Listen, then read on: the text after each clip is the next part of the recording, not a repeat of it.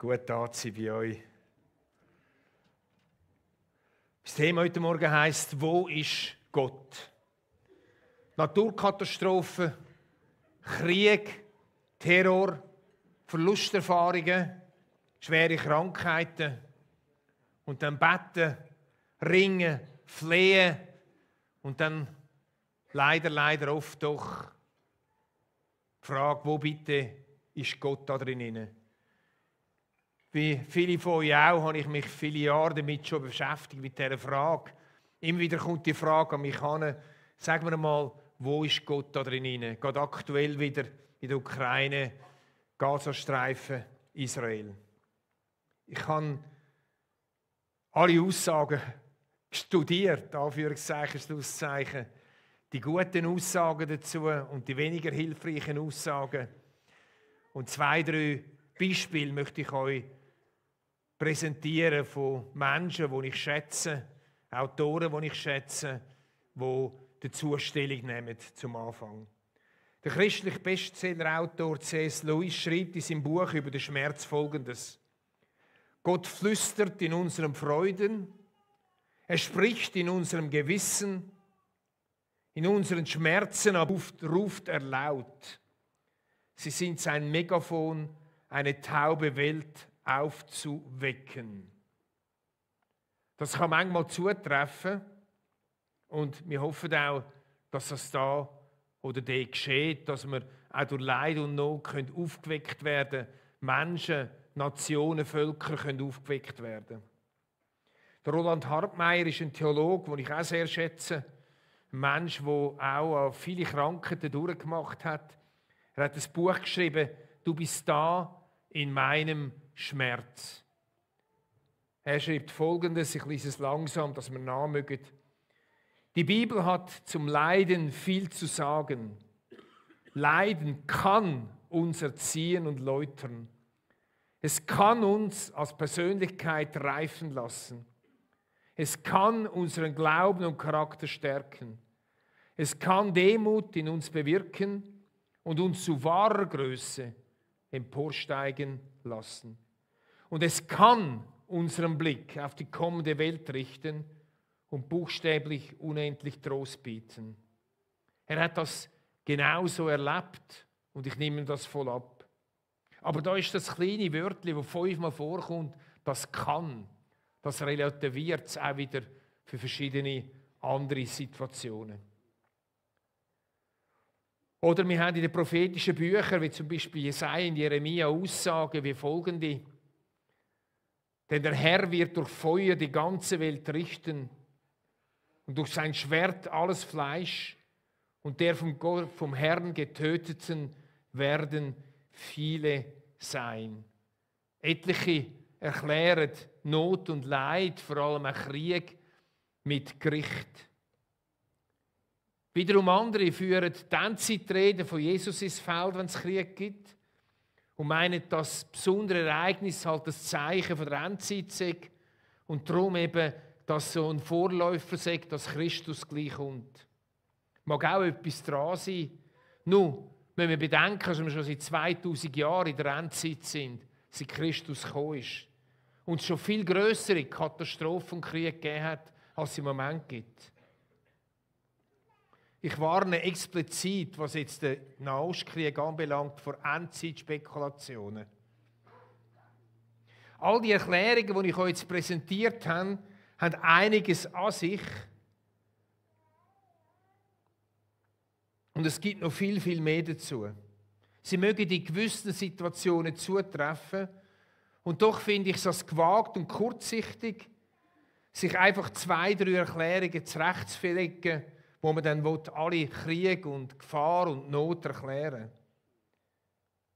Gefahr ist viel zu gross, dass wir in gewissen Situationen zu den Freunden vom Hiob werden. Die Freunde vom Hiob haben, Gott sei Dank, eine ganze Woche geschwiegen. Aber dann haben sie Schwiegen nicht mehr ausgehalten. Sie haben die Rede vom Hiob nicht mehr ausgehalten. Sie haben die Not nicht mehr ausgehalten und dann dachten, jetzt müssen wir Gott erklären. Und sie haben Erklärungen angefangen zu finden und sie haben sie gefunden und haben sie vehement vertreten. Sie haben gewusst, warum es dem Hiob so schlecht geht. Nur, sind sie völlig daneben gelegen. Warum weiss ich es? Weil am Schluss Gott sagt zum Hiob, bitte um Vergebung für die fehlgeleiteten Freunde. Wir müssen aufpassen, liebe Brüder und Schwestern, wenn es um Leid und Not und Krieg und Terror geht, dass wir nicht zu den Freunden vom Hiob werden, die Erklärungen parat haben. Ein Teil der Christen hat immer wieder zu Leid Erklärungen in die Welt gesetzt. Ich frage dich, wie sieht es bei dir aus? Bist du auch in der Versuchung, Leid zu erklären, um die Warum-Gott-Frage zu klären für dich? Wir Menschen haben gerne so eine Erklärungsschublade, wo wir offene Fragen reinstecken können. Das, weil wir offene Fragen ohne Antworten einfach nicht aushalten. Wir müssen es doch erklären, wir müssen doch Gott erklären. Ich möchte euch zeigen, wie ich persönlich mit diesen Fragen, von allen Fragen umgehe und möchte euch mitnehmen in eine andere Ebene als Stückwerk Erklärungen.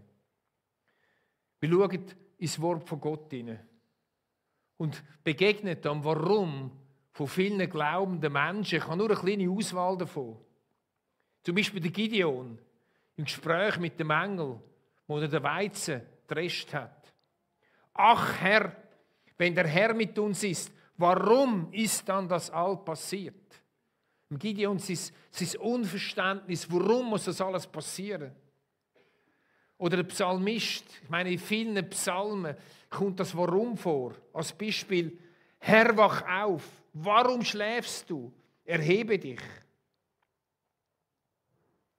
Oder im Buch der Prediger, es ist alles sinnlos und bedeutungslos, unnütz und bedeutungslos.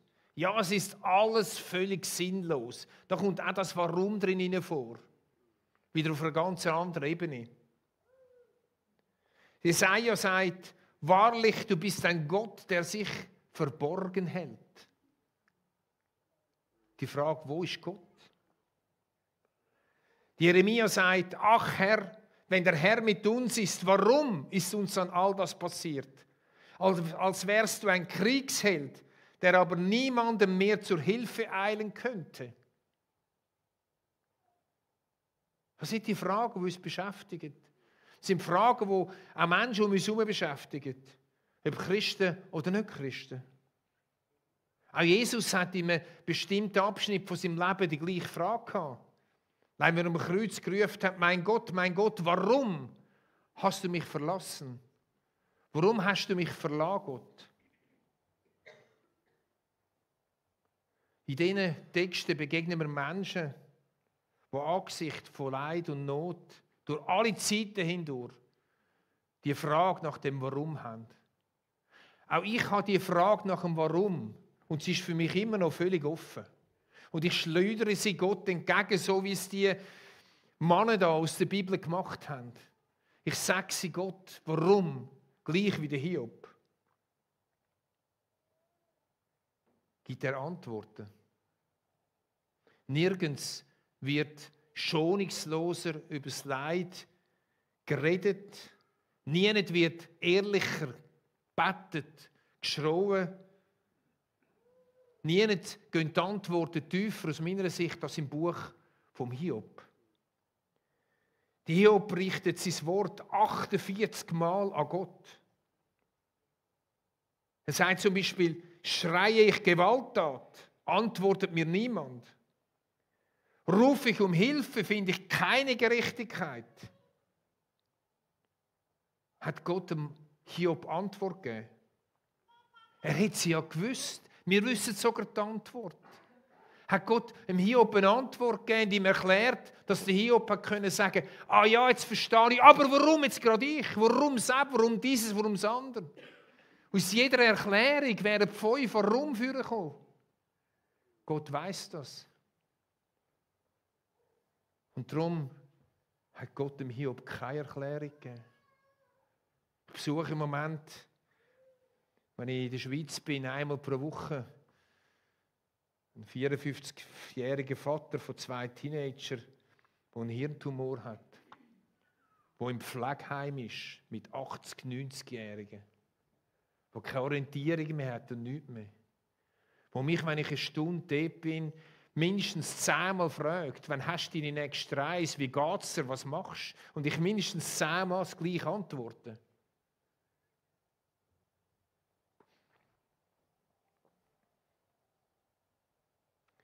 Gott macht es anders. Gott führt dem Hiob seine Größe und Allmacht, seine Souveränität. Er führt dem Hiob seine Schöpferkraft, seine Herrlichkeit vor Augen. Und mit dem, dass Gott nicht eine Antwort gibt auf warum das Leid,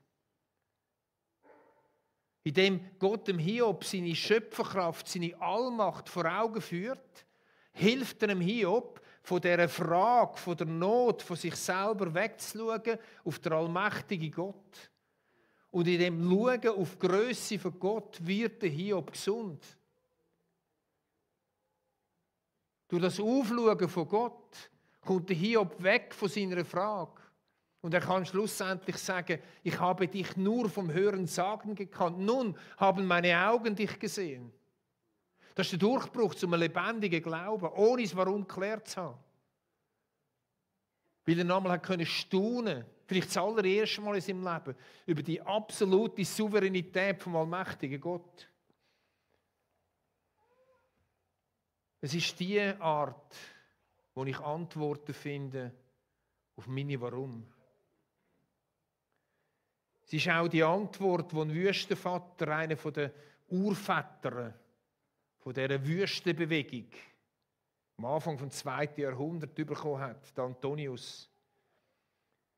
Dort steht Folgendes: Das komme ihm schlicht nicht zu, diese Ratschlüsse Gottes zu durchdringen. Ja, spekulative Theologie ist nicht Sache der Wüstenväter. Nicht, weil sie nicht die intellektuellen Kapazitäten dazu hätten, sondern weil es nicht zum Heil führt, über Gottes Heilsplan zu sinnieren. Also die Wüstenväter sind nicht intellektuell so begrenzt gewesen, dass sie dieser Frage nicht hätten können angehen. Aber sie haben gesagt, sie bringt nichts. Sie bringt uns nicht zum Ziel. Sie generiert schlussendlich, wenn wir mal eine Antwort haben, ermöglichen nur noch viel mehr Fragen, die wieder Antworten brauchen. Der Anselm Grün, Abt, sagt, ohne Demut ist der Mensch immer in Gefahr, Gott für sich zu vereinnahmen. Freunde, das ist unsere grösste Gefahr, Gott für uns zu vereinnahmen. Schon zu wissen, wie Gott handelt, schon zu wissen, wie Gott ist, schon können zu erklären, warum und wieso, weil wir ja unbedingt Erklärung haben müssen. Wir sind schließlich in einer aufgeklärten Gesellschaft. Das heißt, eine grosse Gefahr ist es, Gott für sich zu vereinnahmen. Und was sagt Gott? Einer von den Versen, wo mich immer wieder berührt, heißt: Meine Gedanken sind nicht eure Gedanken und meine Wege sind nicht eure Wege. Verstehen wir das? Gott sagt, weißt du was? Du kannst so lange nachdenken über das Warum, über meine Wege, was ich für Weg habe. Du wirst es nicht schnallen. Du wirst es nicht schnallen. Weil meine Gedanken, Gottes Gedanken sind anders als deine Gedanken und am Johannes wird seine Gedanken. Und die Wege von Gott sind höher. Weil er eben nicht Mensch ist, sondern weil er eben Gott ist. Es ist der unverfügbare, unvereinnahmbare, allmächtige Schöpfergott. Punkt. Das fällt uns heutigen Menschen so schwer zu akzeptieren. Die Frage ist jetzt natürlich, ist jetzt mein Glaube dann wirkungslos? Sind wir Spielballen, wie es von einem Gott, wie es im Islam ist? Oder ich habe jetzt in eine Asienreise und studiere wieder die Naturreligionen, wo so die Angst vorherrscht.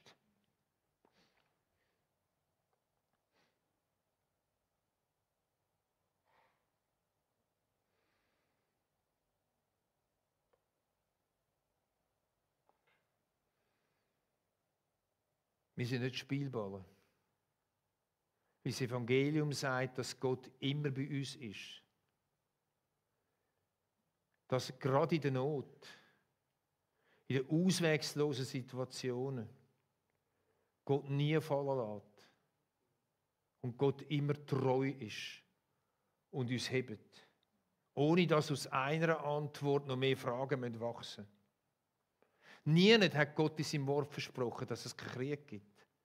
Niemand hat Gott in seinem Wort versprochen, dass es kein Leid und keine Not gibt.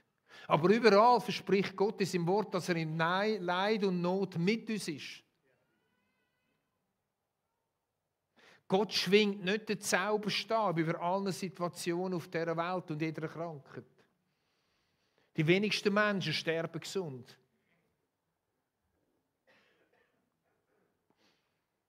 Er kann und will zwar heilen.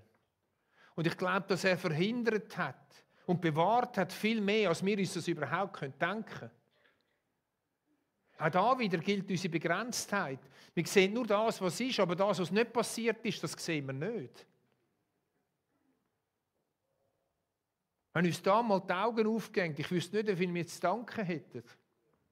Aber trotzdem, er führt seinen Zauberstab nicht und macht einfach alles gut. Ich hatte ja am Fensterplatz in der Schule bei der Geschichte, oder? Also es war schrecklich. Ich habe nichts gewusst, oder? Und in den letzten vielleicht 10 Jahren habe ich angefangen, ein bisschen aufzuholen. Und ich habe gemerkt, in vielen Diskussionen mit gläubigen Leuten, dass wir ein bisschen geschichtsvergessen sind. Was ist alles in der Geschichte schon passiert? Ich bin jetzt gerade bei den Hugenotten gelandet, wie die verfolgt worden sind. Oder im 30-jährigen Krieg in Frankreich, wie viele Tote das dort gegeben hat. Aber auch in diesen Geschichten von den Hugenotten gesehen, wie viel das Gott gesegnet hat, wie viel das Gott tröstet hat, wie viel das Gott den Märtyrern geholfen hat, wie viel das er beigestanden ist. Und die ganze Bibel, wenn wir schauen, sehen wir, wie Gott in der Not dabei ist. Wir sehen die Biografien durch die ganze Kirchengeschichte durch. Lesen die Kirchengeschichte, lesen die Biografien. Und wir werden ermutigt werden. Bei aller Not, die wir drinnen sehen. Wir werden nie ins Bodenlose fallen. Liebe Brüder und Schwestern, wenn Gott erklärbar wäre auf meiner Ebene, dann wäre er nicht würdig, angebetet zu werden von mir. Wenn Gott erklärbar wäre auf meiner Ebene, wäre er nicht würdig, ihn anzubeten. Oder anders gesagt, wenn wir Gott anbeten, können wir in eine neue Realität gehen. Wenn wir Gott anbeten, können wir in eine neue Realität hinein. Und wenn wir Gott anbeten, in der Anbetung hinein, wird uns klar, welchen Platz wir haben. In der Anbetung, und ich habe gesehen, es ist ein tolles Lied, das jetzt gerade kommt. In der Anbetung kommt Demut in der wahren Anbetung. In der wahren Anbetung merke ich, wer ich bin und wer Gott ist. Und in der wahren Anbetung nehme ich meinen Platz ein. Ich will noch einen Schritt weiter gehen. Freunde, das Leid hat ein Ablaufdatum. Hast du das gewusst? Leid, Not, Krieg hat ein Ablaufdatum. Ich lese im Römer Kapitel 8 ab Vers 18. Im Übrigen meine ich, dass die Leiden der jetzigen Zeit nicht ins Gewicht fallen, wenn wir an die Herrlichkeit denken, die Gott bald sichtbar machen und an der er uns teilhaben lassen wird. Ja, die ganze Schöpfung wartet sehnsüchtig darauf, dass die Kinder Gottes in ihrer ganzen Herrlichkeit sichtbar werden. Denn die Schöpfung ist der Vergänglichkeit unterworfen. Allerdings ohne etwas dafür zu können. Sie musste sich dem Willen dessen beugen, der ihr dieses Schicksal auferlegt hat. Aber damit verbunden ist eine Hoffnung.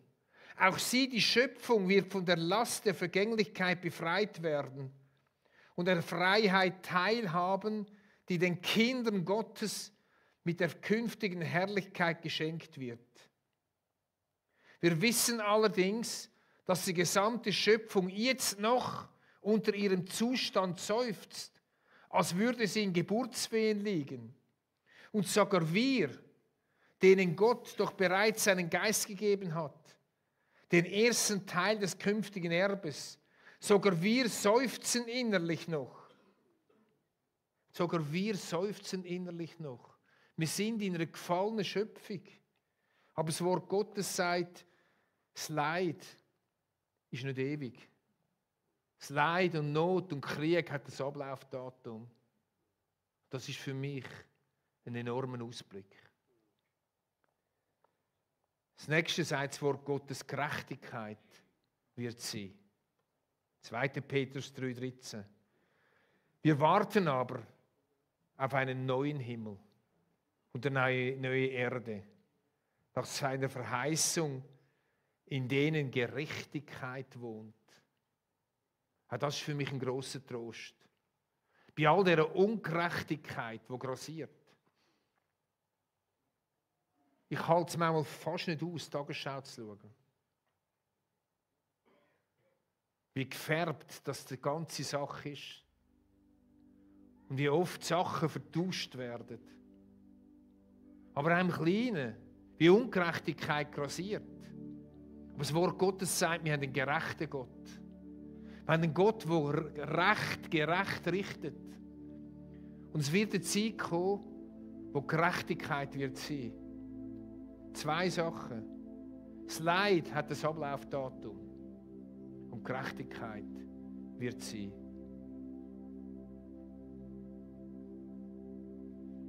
Immer wieder wird ich auf eine Frage von Jesus zurückgerührt, wenn ich mir so Gedanken mache und nicht weiterkomme. Und die Frage mir ihnen so hoch kommt, werde ich auf eine andere Frage von Jesus geworfen.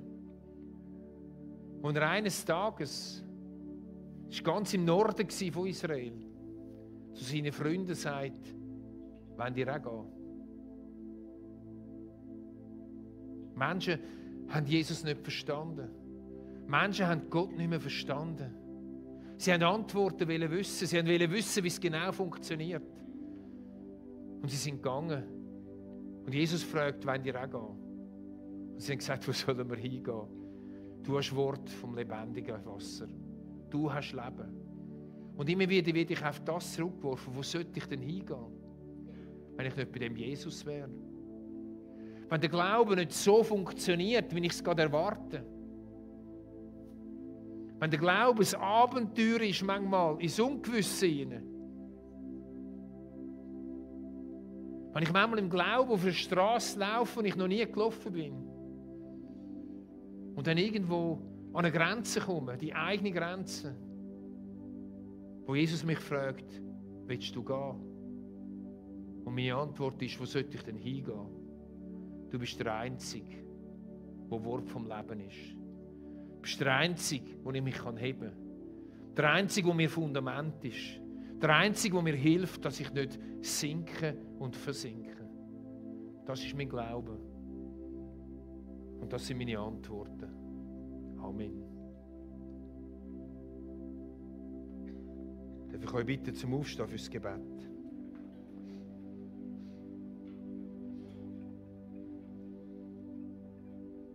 Allmächtiger Gott, Schöpfer von Himmel und Erde,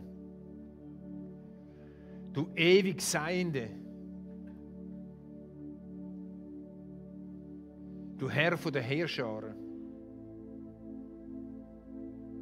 du Allgenugsamer,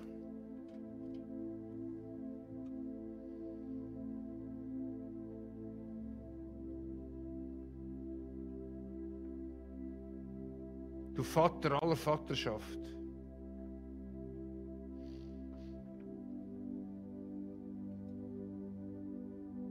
Immanuel, Gott mit uns. Wir wollen uns in Demut beugen vor dir, allmächtigen Gott. Hilf uns, dass wir uns nicht vereinnahmen, dich nicht vereinnahmen, um irgendwelche Antworten zu finden. Lass uns den Blick frei werden auf dich, der Allmächtige. Lass uns den Blick frei werden auf den Schöpfergott, Lass unseren Blick frei werden auf den souveränen Gott. Lass uns staunen.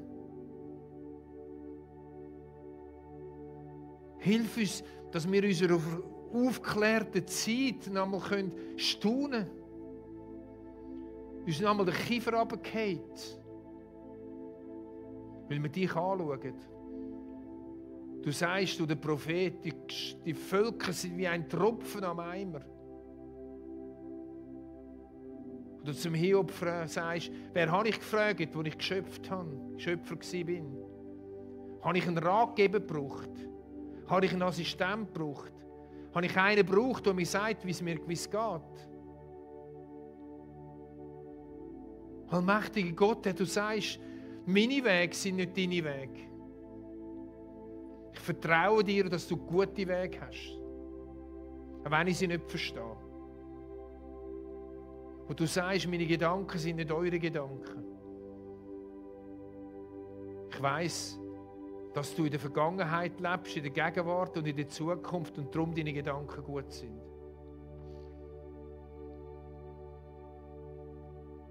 Und so bringen wir dir auch unsere Warum. Wir bringen dir auch unsere Not für Krieg in Ukraine, Krieg in Israel, im Gazastreifen. Die schreckliche Not, die dort überall passiert. Herr, und wir wissen, dass du, Christus Jesus, der Friedefürst bist. Und wir rufen dir zu, komm bald, Herr Jesus. Die Welt wäre reif, dass du wiederkommst. Aber bis dann haben wir uns fest an dir. Danke vielmals.